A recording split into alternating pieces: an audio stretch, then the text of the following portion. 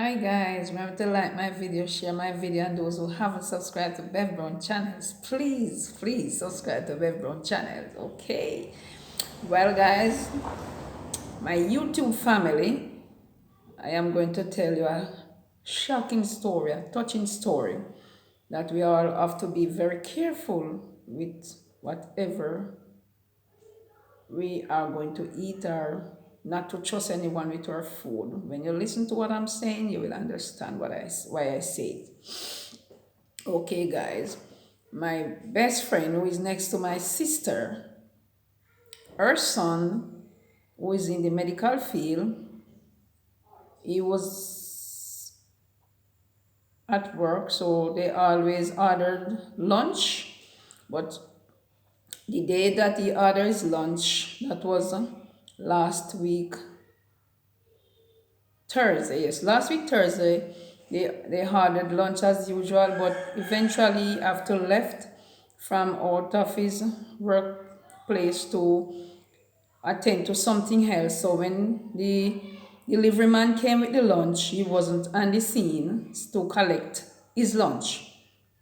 So unfortunately, they gave his lunch to a young lady to put down until he get back. So when he get back from where he was, she went to him with the lunch. He took it and have his lunch. But after eating the lunch for about half hour, he said after eating half hour after that he wasn't feeling well. He kind of feel a little sick. So he was saying maybe because he didn't eat on time, gas. Because sometimes when we don't eat on time, gas take up our system. So he was saying it is just the gas. So he didn't pay it any mind and continued doing his work. Eventually, he went home and he worked far from home. So he eventually went home, and when he was at home, he wasn't feeling well. He was feeling sick. So I was saying maybe it's the gas. So drink some tea and went to bed. But was feeling way down, sick, feeling very weak, and he was wondering what is happening, why is he feeling this way.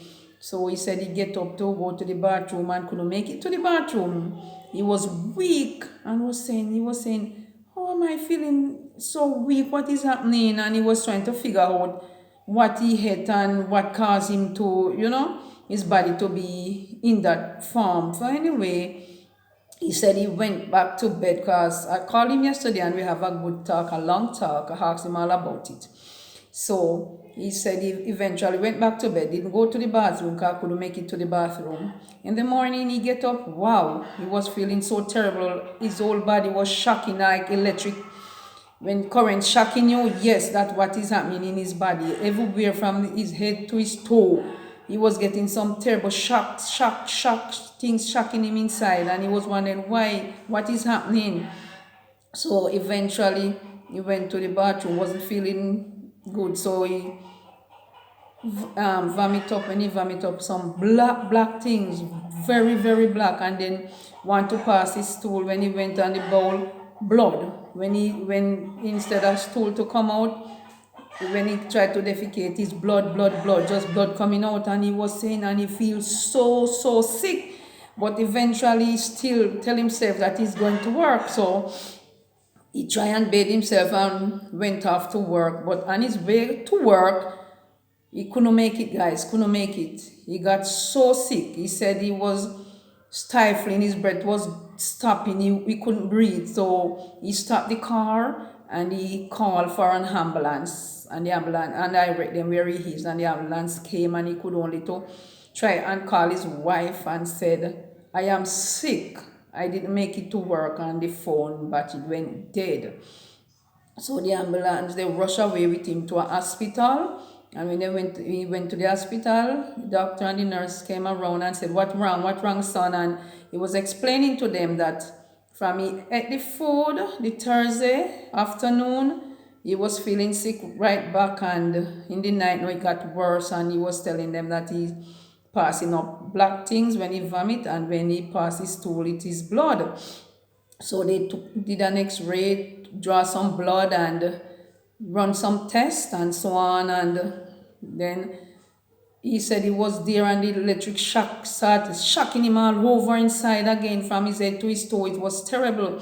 And eventually the doctor gave him drip. They came now and they give him drip because the blood count was dropping also. He's passing a lot of blood and the pressure was going down, down, down, reached to 90 over 60, and that was happening. And he said he eventually feel that he was dying.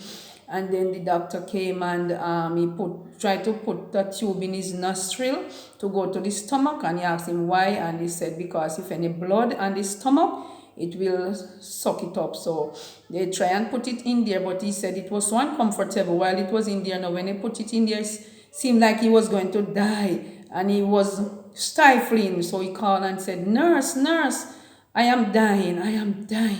And the nurse came over and said, you have to keep it in. And he said, no, I can't keep it in, I'm dying. Because he said when they put it in his nostril, the tube in his nostril, it was all the terrible thing that was happening to him back then started again. The shocking wave, like electric current shocking you in your body all over. He was getting so many shock, and then he feel his body locking down, his body getting heavy, and he was getting cold. So he said, please take it out, nurse, please help me.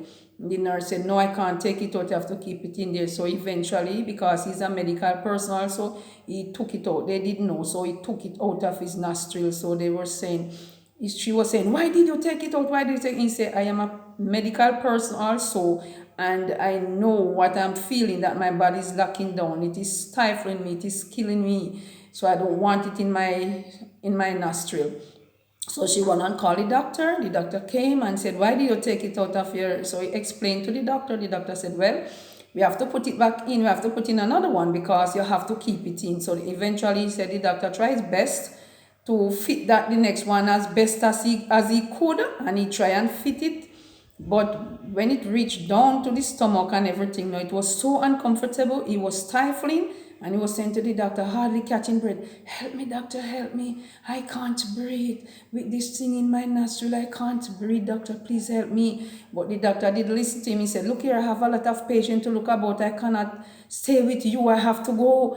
And the doctor left, the nurse left, and he was there stifling, struggling to breathe, but he couldn't. So eventually he take his time again and pull that one out also. And after pulling it out, all electric shock left his body, and he was breathing a little better. So the doctor eventually came again and said, you took it out again? And he said, yes, doctor, I am a medical person also, and I understand everything, and this thing is not helping me, it is killing me, so I don't want it in my nostril.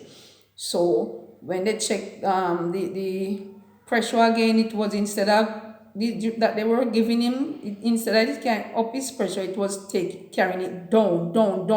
When the doctor checked, the last check they checked, they said it was 70 over 50, and he said he definitely feel death coming on. He was dying. He feel everything. His body was dead.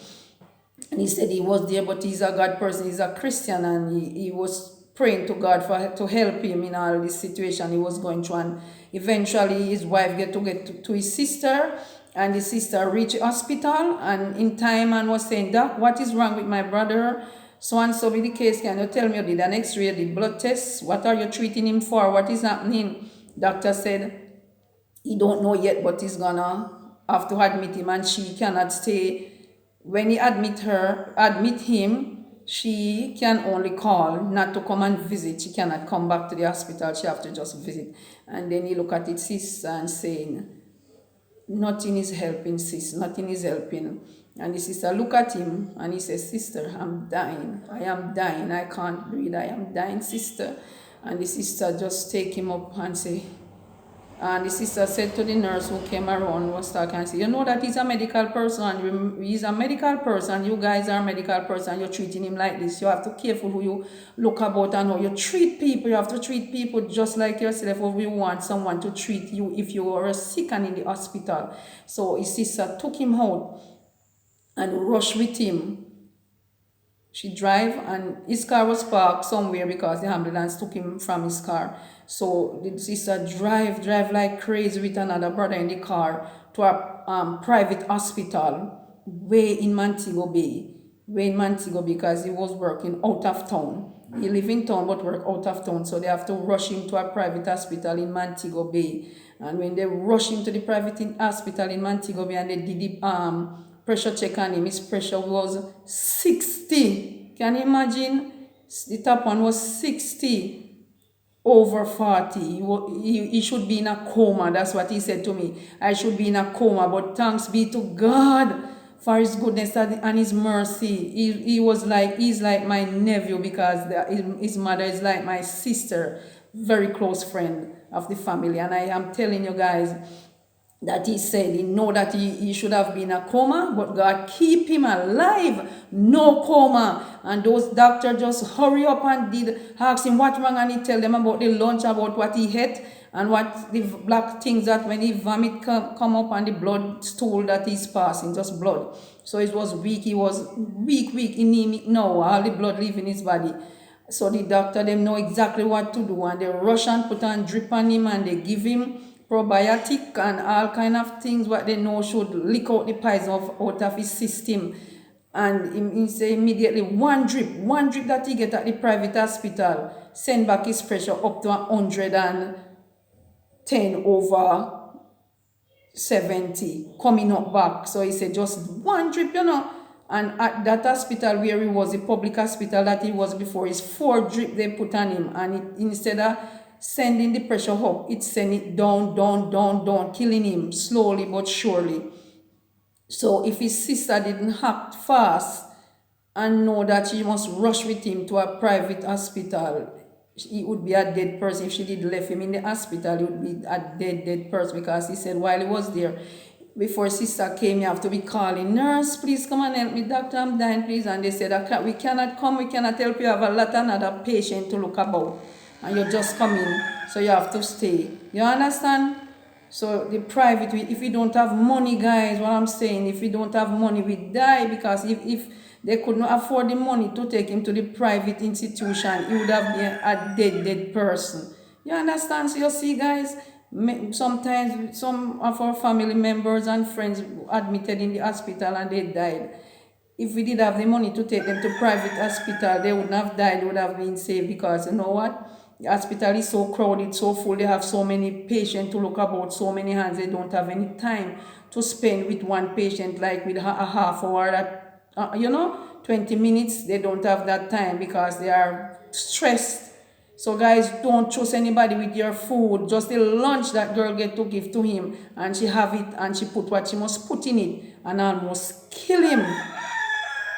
He's at home now recuperating. He's still not strong to be up and down, but thank God he is alive and he is recuperating. Remember to like my video, share my video, and subscribe to my video who doesn't.